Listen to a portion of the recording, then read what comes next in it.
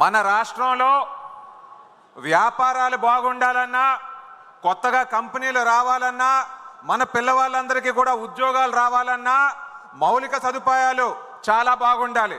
మరి ఇప్పుడు జరగబోయే తీర్మానం మౌలిక సదుపాయాల కల్పనతో మారబోతా ఉన్న రాష్ట్ర ముఖచిత్రం గురించి పలాస శాసనసభ్యురాలు శ్రీమతి గౌతు శిరీష గారిని రావాల్సిందిగా కోరుతున్నాం.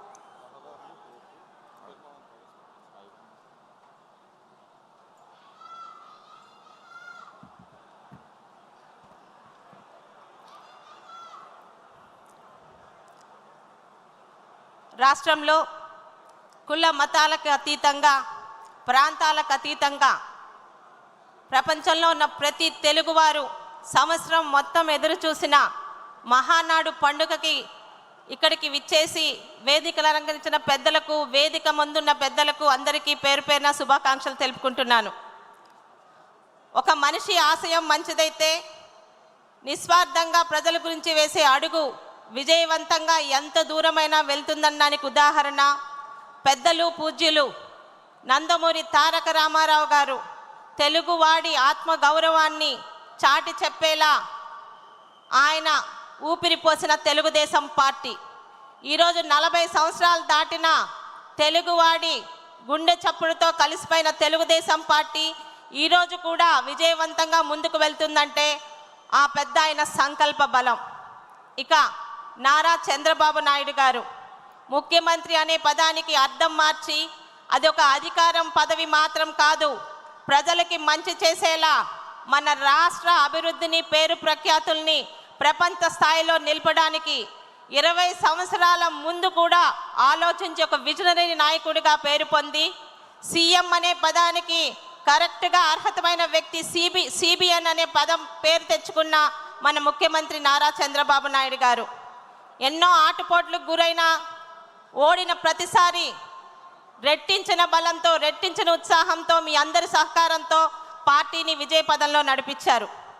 ఇక్కడ టీడీపీ వెర్షన్ నెంబర్ 3.0 మన యువ నాయకుడు నారా లోకేష్ గారు వేలెత్తి చూపించిన ప్రతి ఒక్కరు నోరు మూసుకునే విధంగా ఈరోజు అన్నా అని అంటే అర్ధరాత్రి అయినా వాళ్ళకి సహాయ సహకారాలు అందిస్తూ మరి 3వ తరానికి కూడా పార్టీని ముందుకు తీసుకెళ్లగల బలమైన నాయకత్వం వచ్చిందని నమ్మకం కలిగిస్తూ ముందుకు వెళ్తున్నారు మన యువ నాయకులు నారా లోకేష్ గారు.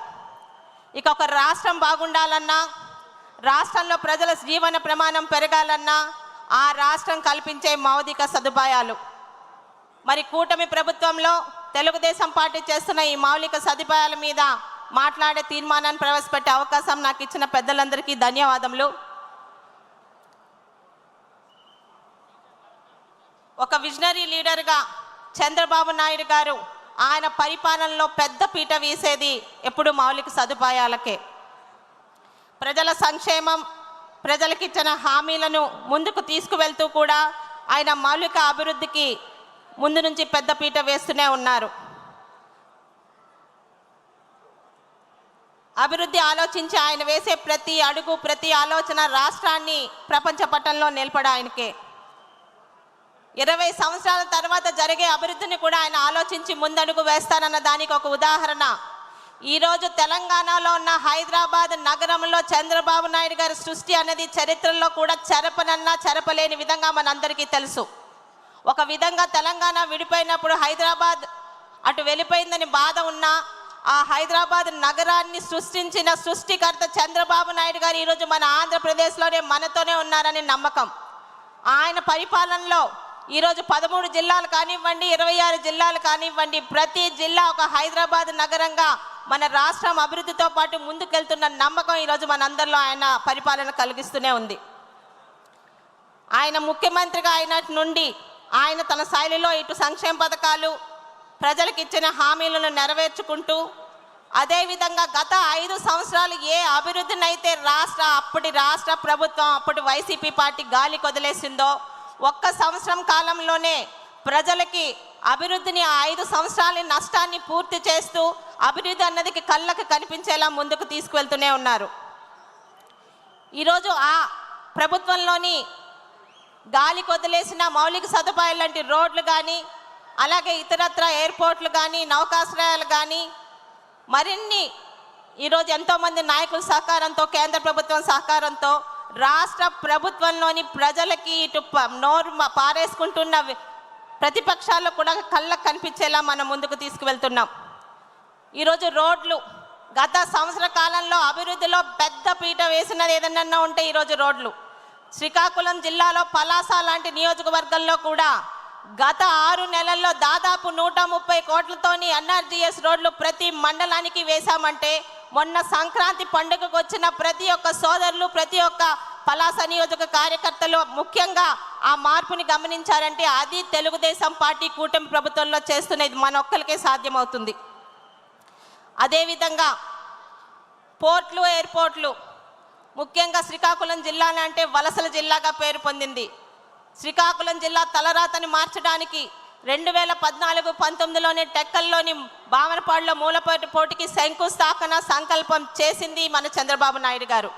గత 5 సంవత్సరాలు దాన్ని గాలి కొదిలేసిన మళ్ళీ మన ప్రభుత్వంలో మన పాలనలో శరవేగంగా ముందుకు వెళుతూ వలసల జిల్లాగా ఉన్న శ్రీకాకుళం జిల్లాని రేపు ఉదయం అక్కడే ఉద్యోగాలు అక్కడ యువతకి ఇచ్చే విధంగా ముందుకి వాళ్ళకి నమ్మకం ఇచ్చే విధంగా ముందుకు వెళ్తున్నాం.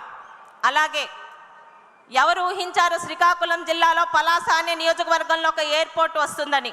ఈరోజు ఒక పలాసనే కాదు, పలాసలోని కర్నూలులోని ఈరోజు ప్రతి దగ్గర కుప్పంలోని నెల్లూరులోని అలాగే గోదావరి జిల్లాల్లోని ఎయిర్పోర్ట్లు కూడా మన కళ్ళకి సాకారం జరిగే విధంగా ముందుకు వెళ్తున్నాయి.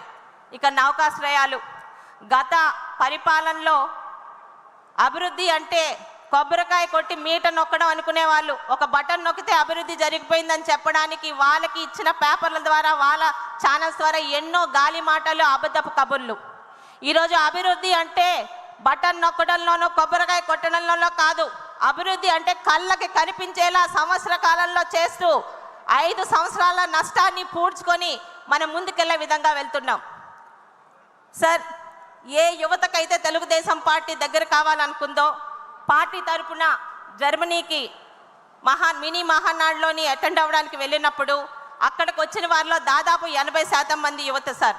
ముఖ్యంగా చాలా గర్వపడిన విషయం ఏంటంటే అక్కడికి వచ్చిన విద్యార్థులందరూ 2014-19 మధ్యన అంబేద్కర్ విదేశీ విద్య ద్వారా అక్కడికి వెళ్ళిన వాళ్ళే. ఈరోజు అక్కడ ఉన్న వ్యక్తుల్లో 8 మంది విద్యార్థులు ఆ రోజు మాట్లాడారు. అందులో ఒక వ్యక్తి కడప జిల్లా రైల్వే కోడూరు. ఆ అబ్బాయి చెప్పింది, చంద్రబాబు నాయుడు గారి వల్ల ఒక సామాన్య రైతు కుటుంబంలోని ఉన్న నేను ఈరోజు జర్మనీ వచ్చి అంబేద్కర్ విద్య ద్వారా నా చదువు పూర్తి చేసుకున్నాను. ఈరోజు ఇక్కడ ఉద్యోగం తెచ్చుకొని వివాహం చేసుకొని నా భార్యతో సహా ఇక్కడ ఉద్యోగం చేస్తున్నానని ఒక సాధారణమైన విద్యార్థులు కలలో కూడా ఊహించని విధంగా ఈరోజు విదేశాలు వెళ్ళి వాళ్ళు జీవితంలో స్థిరపడి 10 మందికి ఆదర్శంగా నిలిపించేలా చేసిన మీకు వాళ్ళు జర్మనీ తరపున కృతజ్ఞతలు తెలిపారు సార్. నిజంగా చాలా గర్వంగా అనిపించింది. మన పథకాలు మనం చెప్పుకోవడం కాదు, ఆ పథకాలు తీసుకున్న వాళ్ళు ఈరోజు గర్వంగా ఇతర దేశాల గడ్డ మీద మన తెలుగుదేశం పార్టీ గురించి మాట్లాడుతుంటే చాలా సంతోషంగా అనిపించింది. ఈ విధంగా అనేక రకాలుగా చంద్రబాబు నాయుడు గారు రాష్ట్రాన్ని ముందుకు తీసుకెళ్తున్నారు. అయితే గత 5 సంవత్సరాల్లో ఒక చీడ లాంటి ఒక దుస్వప్నం మనం ఎదుర్కొన్నాం. మళ్ళీ కరోనా కన్నా భయంకరమైన ఆ పార్టీ రాకూడదంటే ఈరోజు 75 సంవత్సరాల వయసులో రాష్ట్రాన్ని ముందుకు తీసుకెళ్ళడానికి ఆయన పడుతున్న కష్టానికి మనందరం ఇవ్వాల్సింది ఆయన మీద నమ్మకం, ఆయనకి సహకారం. ఈరోజు ప్రపంచంలో ప్రతి తెలుగువాడు చూస్తున్నాడు. వచ్చే 5 సంవత్సరాల్లో మళ్ళీ మేము ఈరోజు ఆంధ్ర రాష్ట్రానికి రావాలంటే ఈరోజు మాకు చంద్రబాబు నాయుడు గారు నారా లోకేష్ గారు ఉంటే నమ్మకం ఉంది. 5 సంవత్సరాల్లో ప్రపంచంలో ఉన్న తెలుగు వాళ్ళు మళ్ళీ మన రాష్ట్రానికి వచ్చి బ్రతకాలంటే ఈరోజు తెలుగుదేశం పార్టీ ఉండాలనే నమ్మకంతో వాళ్ళందరూ ఉన్నారు. వారందరికీ ముఖ్యంగా ఈరోజు రాష్ట్రంలోని ఎన్నో రకాలుగా కంపెనీలు పెట్టడానికి వచ్చిన ప్రతి ఒక్కరికి నమ్మకం కలిగించాలంటే మళ్ళీ చంద్రబాబు నాయుడు గారికి మనందరం సహకారం ఇవ్వాల్సిందే. 5 సంవత్సరాల కష్టాన్ని 1 సంవత్సరంలో రూపుమాపి మళ్ళీ ఆంధ్ర రాష్ట్రం ఈరోజు ఊపిరి పోసుకుంటుందనే విధంగా ప్రపంచంలో ఉన్న ప్రతి తెలుగువాడు మన మీద పెట్టుకున్న నమ్మకాన్ని ముందుకు తీసుకెళ్తున్న చంద్రబాబు నాయుడు గారికి ఇతర పెద్దలకి ధన్యవాదాలు తెలుపుకుంటూ కడప గడ్డ మీద జరుగుతున్న ఈ మహానాడులో మాట్లాడే అవకాశం నాకు ఇచ్చిన పెద్దలు చంద్రబాబు నాయుడు గారికి, యువ నాయకులు నారా లోకేష్ గారికి, రాష్ట్ర పార్టీ అధ్యక్షుల గారికి, ఇతర పెద్దలకి కూడా పేరు పేరున నా ధన్యవాదం తెలుపుకుంటున్నాను. జై తెలుగుదేశం, జై మహానాడు. ధన్యవాదాలు అక్క. ఇప్పుడు